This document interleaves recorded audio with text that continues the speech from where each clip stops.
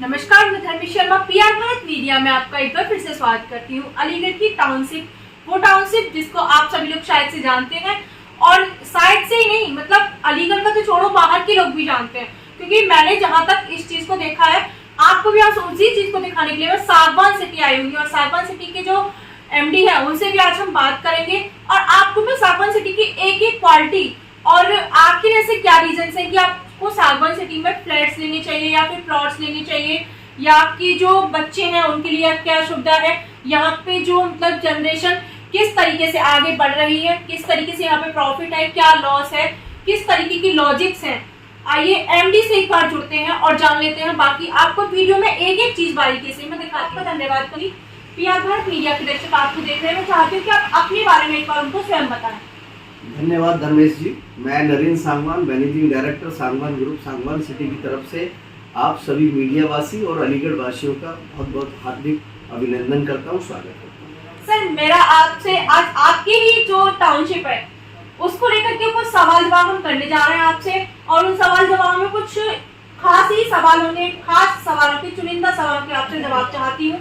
और उसमें मेरा पहला सवाल आपसे यही होगा कि आपने सागवान टाउनशिप ही नाम क्यों रखा, मतलब सागवान नाम ही क्यों रखा टाउनशिप का? धर्मेश जी, सांगवान इसलिए हमने रखा क्योंकि सांगवान जो एक बेसिकली हरियाणा में एक टाइटल है। हम लोग चौधरी है, जाट है, तो जाट का एक सब टाइटल है सांगवान, एक गोत्र का नाम है सांगवान, ठीक है। और ये सांगवान एक अच्छी साउंड करता है, ठीक है। तो इसलिए हमने सोचा कि भाई चलो क्यों ना हम अपने गोत्र के नाम से ही सांगवान सिटी इसका नाम रखें। अच्छा, जिस तरीके से आपने बताया कि मतलब आपने अपने गोत्र को लेकर के, गोत्र को बढ़ाते हुए इसका नाम रखा है, ठीक है। आप मुझे बताएंगे कि किस वर्ष में आपने इस चीज को यहाँ पे स्टार्ट किया है, और आपका जो प्रोसेस रहा है वो कब से कब तक चला है, मतलब कितना टाइम आपको समथिंग लगा है? सबसे पहले 2007 के अंदर जब मैं अलीगढ़ आया, किसी सज्जन ने हमें ये बोला कि भाई आप एक बार अलीगढ़, आप दिल्ली एनसीआर में रियल एस्टेट में वर्किंग है, आप एक बार अलीगढ़ विजिट करें। तो मैं उनके कहने पे मैंने अलीगढ़ विजिट किया, यहाँ थोड़ा R&D की रियल एस्टेट को लेके। तो रियल एस्टेट को R&D करने पे हमने ये पाया कि यहाँ पर टाउनशिप जो ऑथराइज टाउनशिप है, जो अप्रूव्ड प्लॉट वाली टाउनशिप है, वो एक भी नहीं थी 2007 के अंदर। हमें ये लगा कि यहाँ तो बहुत सारा, अगर हम यहाँ पे कोई टाउनशिप डेवलप करते हैं तो यहाँ पर चांसेस जो है टाउनशिप को हिट होने के बहुत ज़्यादा हैं। यहाँ पे ज़्यादा कस्टमर मिलेंगे, क्योंकि यहाँ पर कस्टमर्स तो बहुत थे जो एक अच्छी वेल प्लान टाउनशिप पे रहना चाहते थे, जो अच्छी सब सुविधाओं के साथ मॉडर्न टाउनशिप हो, लेकिन यहाँ पे कोई टाउनशिप नहीं थी। तो 2007 में हमने ये अपना एक कहीं ना कहीं एक लक्ष्य बनाया कि क्यों ना अलीगढ़ में ही एक टाउनशिप डेवलप की जाए। तो उसके बाद हमने ये लैंड सर्च करनी चालू की। तो यहाँ पर क्योंकि प्राधिकरण से मिलके जब हमको पता चला कि ये यहाँ पर नाले की पटरी पे आवासीय लैंड है, लेकिन यहाँ पर कोई रास्ता नहीं था, लेकिन मास्टर प्लान की 60 मीटर रोड होने के कारण हमने यहाँ पर टाउनशिप की शुरुआत की।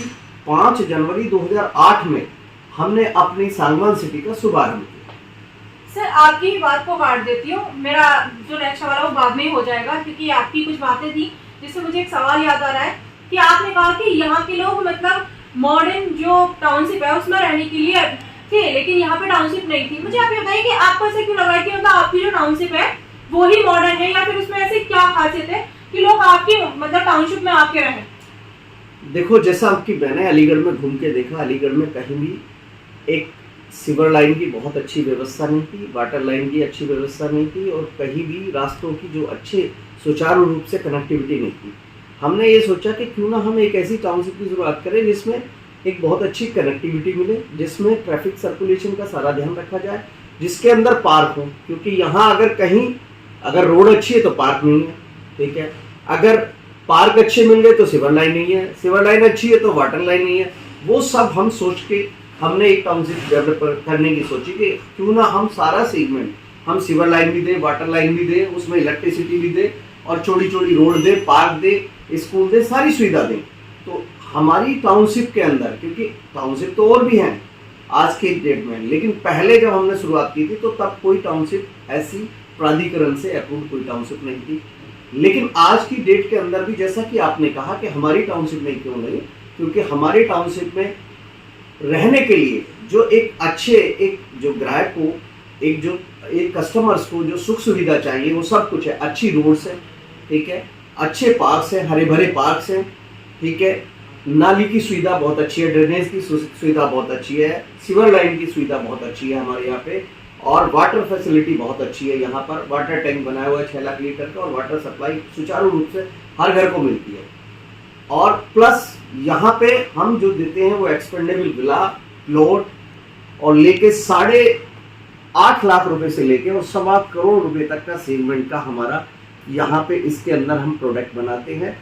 तो हर तरह का जो भी कस्टमर है, अगर किसी के पास 8.5 लाख रुपए भी हैं तो भी हमारे यहाँ छोटा घर खरीद सकता है, एक स्टूडियो खरीद सकता है, और किसी के पास 1.25 करोड़ है तो एक 300 गज का बड़ा विला खरीद सकता है।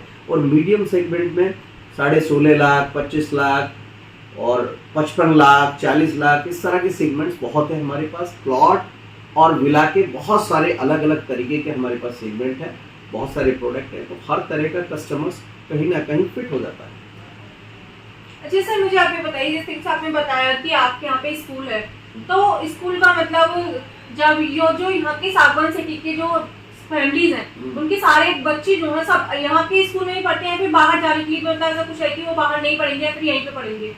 देखो ऐसा नहीं है, क्योंकि हमारे यहाँ 750 फैमिलीज इस टाइम रह रही हैं, तो ये 750 फैमिली कम नहीं होती हैं, काफ़ी होती हैं। उनके कुछ बड़े बच्चे हैं, जो बड़े बच्चे हैं वो बड़े स्कूल में बाहर भी पढ़ते हैं, जो आसपास में हमारे बहुत अच्छे अच्छे स्कूल हैं उनमें भी पढ़ते हैं। और हमारा जो सांगवान वर्ल्ड स्कूल है वो आज की डेट में प्री नर्सरी टू 8 तक CBSE पैटर्न पर चला रहे हैं हम लोग इसको, इंग्लिश मीडियम स्कूल है।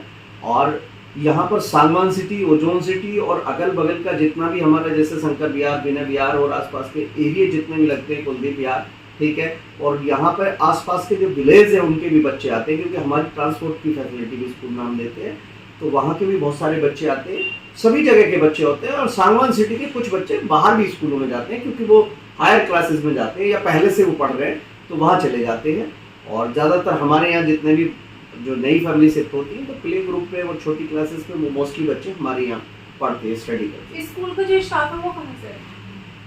हमारे यहाँ सांगवान सिटी का जो स्टाफ है वो सारा अलीगढ़ से ही है, टोटल स्टाफ अलीगढ़ से है। 1-2 मेंबर जो बाहर से तो वो अलीगढ़ में आके रहते हैं, उसके बाद टीचिंग करते हैं। हमारा टीचिंग स्टाफ पूरा अलीगढ़ से, मैक्सिमम टीचिंग स्टाफ में हमारा फीमेल स्टाफ है और कुछ मेल स्टाफ भी है।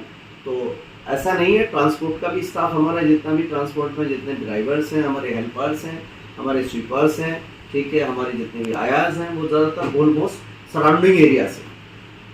ओके सर, आप मुझे बताइए कि जिस तरीके से आपके यहाँ पे प्लॉट या फिर फ्लैट जैसे भी आप पे करते हैं, सेल होता है, मतलब तो लीगली क्या क्या चीज़ें आपको चाहिए होती है और आपके जो रूल रेगुलेशन है वो क्या रहते हैं?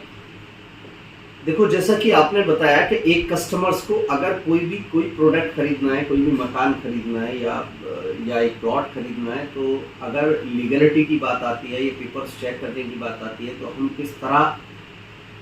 किस तरह सजग होकर किसी भी बिल्डर से या किसी भी जगह से अगर हम प्लॉट मकान खरीदते हैं तो हम किन बातों का सावधानी रख सकते हैं, किन किन चीज़ों को हम देख के चलते हैं। सबसे पहला होता है, किसी भी बिल्डर्स के पास अगर आप जाते हैं, पहले तो उसकी मार्केट वैल्यू, थोड़ी सी मार्केट गुडविल की हमको पता करना चाहिए। दूसरा, सबसे पहले जाके हम जो भी प्रोडक्ट विजिट करते हैं, प्लॉट लें या मकान लें, जो भी लेते हैं उसको हम चूज करें। चूज करने के बाद सबसे पहला नंबर जो हमारा आता है कि हम जिस लैंड पे वो टाउनशिप बनी है उसकी क्या लीगलिटीज है, उसके 40 साल का रिकॉर्ड क्या कहता है, ठीक है, रेवेन्यू रिकॉर्ड में वो किस तरह की लैंड है, ठीक है, उसका लैंड यूज क्या है।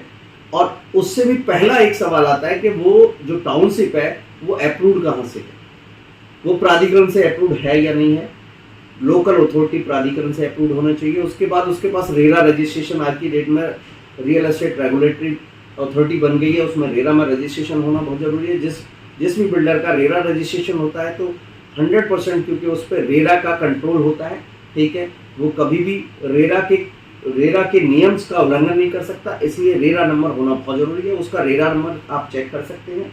प्लस वो किस तरह के डॉक्यूमेंटेशन करते हैं, किस तरह का एग्रीमेंट बनता है, किस तरह की रिसीट बनती है, कैसे बुकिंग होती है, ठीक है, और कौन कौन से बैंक उस प्रोडक्ट के ऊपर लोन देते हैं। बहुत ज़रूरी है देखना कि कौन कौन से बैंक है। जैसे कि आपने कहा, हमारी जो टाउनशिप है वो प्राधिकरण से अप्रूव्ड है, यहाँ की लोकल अथॉरिटी एडीए से अप्रूव्ड है। उसके बाद हमारे रेरा के साथ रजिस्ट्रेशन है, रेरा के साथ अप्रूव्ड है। दूसरा, हमारे साथ जो देश के टॉप मोस्ट बैंक, सबसे बड़ा बैंक एसबीआई बैंक है, चाहे पीएनबी बैंक हो, चाहे एलआईसी हो, चाहे आईसीआई हो, इस तरह के बैंक हमारे साथ इनपैनल्ड है, ठीक है। और बहुत सारी एनबीएफसी और अदर बैंक भी हमारे प्रोडक्ट के लिए लोन फैसिलिटी प्रोवाइड कराते हैं। तो जहाँ पर लोन फैसिलिटी प्रोवाइड होती है वहाँ पे भी आप ये समझो कि वो प्रॉपर्टी अगर अच्छी है तभी लोन की फैसिलिटी मिलती है, अदरवाइज लोन की फैसिलिटी नहीं मिलती।